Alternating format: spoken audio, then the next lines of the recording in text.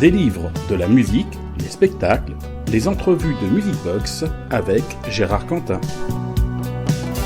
Music Box.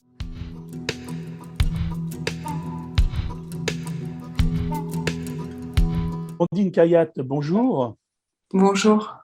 Ondine Kayatte, vous publiez Il ne faisait que rêver, donc aux éditions Charleston, un roman. Alors, quand je suis rentré dans ce roman, dès les premières pages, je me suis un peu interrogé sur si c'était basé sur des faits réels ou si c'était basé sur une histoire que vous aviez inventée à partir évidemment d'un contexte qui, lui, est bien réel. C'est une histoire que j'ai imaginée en 2018 et à l'époque c'était une dystopie. Aujourd'hui c'est plutôt un roman d'anticipation sociale.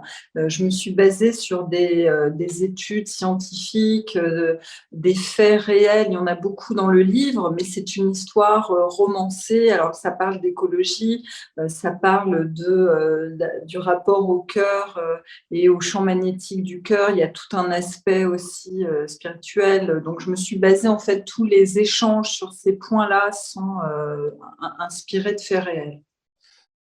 Alors, les deux personnages qui commencent ce roman vont être présents différemment tout au long du livre, puisqu'il s'agit de Tali et de Alisha. Et Alisha va mourir dans un attentat au début du roman. Ça, on peut le dire parce qu'on révèle juste le début, si on peut dire. Et ce sont deux amis qui se sont connus enfants en Inde. Alisha est indienne. Et à 11 ans, elles se sont fait une promesse sur les bords du Gange, en regardant la situation, parce que le Gange est le fleuve, un peu le fleuve mère de l'Inde, et le fleuve où tout passe, la vie, la mort, tout passe par là. Et elles ont vu dans quel état était ce Gange, et qu'en fait aussi, par rebond, dans quel état était la planète. Et elles se sont fait une promesse de vouloir changer le monde pour un monde meilleur. Vraiment, ces deux héroïnes, alors effectivement, Alisha est indienne, elle est baignée aussi de cette spiritualité, de ces traditions indiennes. Tali, elle vient à l'âge de 9 ans en Inde parce que son père est un avocat d'affaires et il est sur des deals. Donc, elles se rencontrent et une amitié très forte naît entre elles et la naissance d'un idéalisme très fort au contact effectivement de la pollution du Gange, de ce qu'elles voient.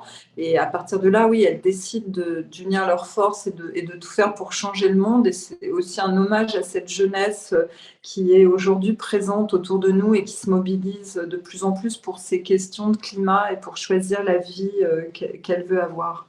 Et cette amitié, elle va perdurer dans le temps.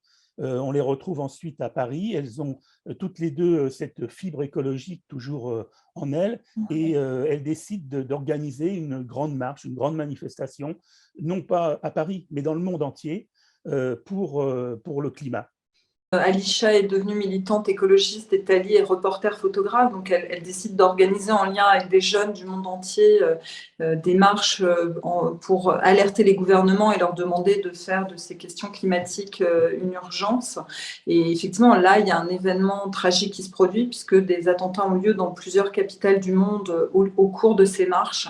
Et Alisha décède, comme beaucoup d'autres personnes sur ces lieux. À partir de là, la vie de Tali bascule, puisque les gouvernements, suite à ces attentats, vont prendre une décision radicale, celle d'entrer dans l'intimité des citoyens d'une manière très inédite et assez radicale.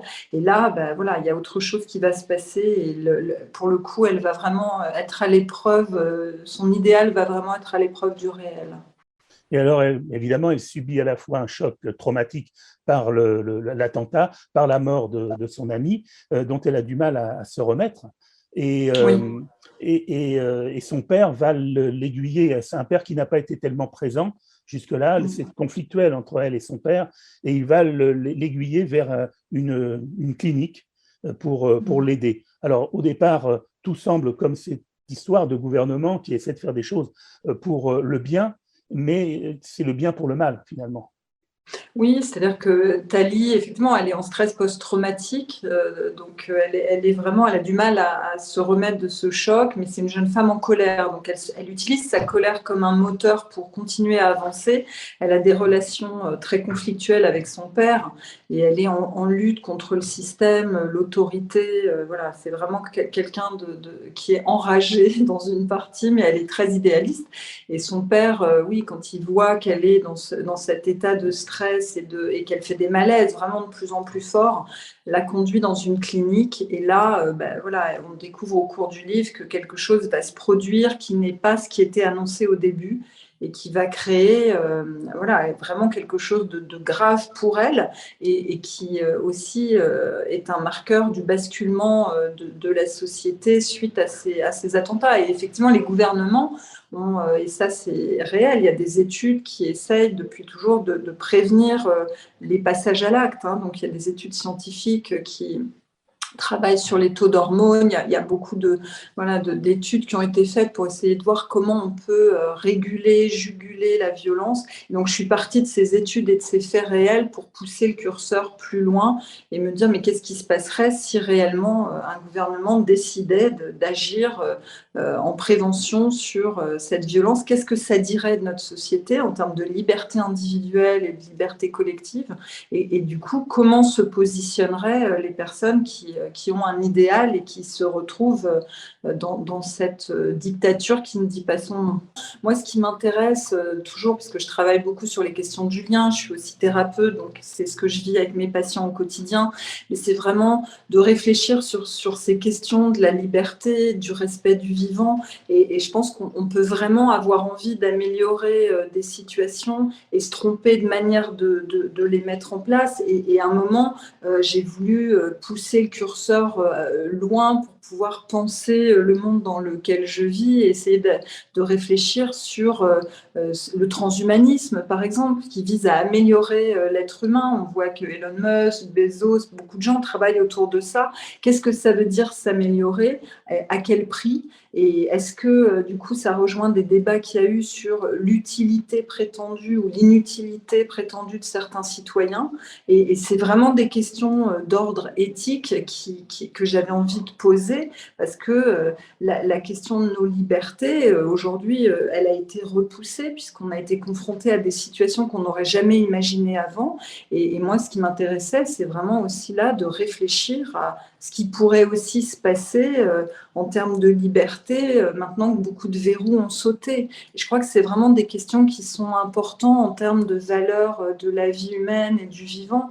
Et donc moi, c'était vraiment une démarche à la fois romanesque et en même temps qui questionne des sujets qui, pour moi, sont extrêmement importants. Quand elle va découvrir qu'elle va mieux, parce qu'elle va aller mieux, le traitement finalement fonctionne, mais qu'elle va découvrir pourquoi elle va mieux et quelles sont les raisons, entre guillemets, ça fait flipper. Oui, c'est une clinique qui agit prétendument pour traiter le stress post-traumatique avec une méthode assez révolutionnaire qui a été validée par de nombreuses instances. Et en réalité, je ne vais pas révéler l'intrigue parce que c'est important de la découvrir dans le livre, mais effectivement, elle va mieux et à un moment, elle va découvrir pourquoi elle va mieux et ce qu'elle va découvrir va la plonger dans un effroi profond parce que effectivement, il y a des raisons qui font que cette société, voilà, cette clinique agit sur le stress post-traumatique et c'est une manière de faire qui est loin de l'éthique utile et nécessaire dans ces cas-là. Et c'est vrai que c'est un livre qui raconte vraiment des phases de basculement avec une intrigue assez haletante puisqu'il y a beaucoup de rebondissements, beaucoup de suspense. Et c'est aussi la rencontre entre plusieurs idéalistes, mais aussi des scientifiques, toute une communauté de gens qui n'ont pas forcément la même histoire ou les mêmes modes de vie, mais qui, à un moment, décident de se battre pour la question des libertés. Il y a une sorte de confrontation, je dirais, entre idéalistes et Big Brother ou Big Pharma. Je ne sais pas à qui profite le crime, entre guillemets. Ouais, puis je crois que c'est pas tellement manichéen, donc j'ai voulu éviter aussi de faire un livre avec les bons et les méchants, parce que finalement, il y a aussi de tous bords des gens qui sont soit troubles, soit qui essayent de faire des choses. Donc on est un peu tous pris dans nos pulsions, nos contradictions, nos blessures. Enfin, il y a une espèce de mélange qui fait que par moments, c'est un peu compliqué pour chacun de se positionner. J'ai voulu faire un livre aussi qui parle de l'amitié, les promesses d'enfance, les rêves qu'on a et les adultes qu'on devient, et puis aussi la question de notre idéal à l'épreuve du réel. Est-ce que ça peut par moments créer comme bouleversement quand on est très idéaliste et qu'on s'aperçoit du système réel qu'on combat? Ça peut être très choquant aussi. Et puis de m'appuyer sur des scientifiques. Je me suis basée sur l'Institut HeartMath qui est en Californie, qui travaille sur la cohérence cardiaque et sur les champs magnétiques du cœur, et qui nous disent que notre cœur a un champ magnétique 5000 fois plus puissant que celui de notre cerveau et qu'il est chargé d'informations qui communiquent les uns avec les autres. Et du coup, c'était aussi une manière dans ce livre de réfléchir sur une autre manière d'être en lien pour se sentir peut-être plus relié et rendre hommage à toutes les personnes qui se battent pour un monde meilleur, parce qu'il y en a plein, il y en a beaucoup vraiment, et on ne les entend pas forcément. Donc c'était une manière pour moi de les honorer, parce que c'est important ce qu'ils font. Alors, il y a bien sûr les personnages. Il y a un personnage qu'on découvre lors de l'attentat, c'est Slimane, et qui va disparaître et puis qu'on retrouvera un peu plus tard.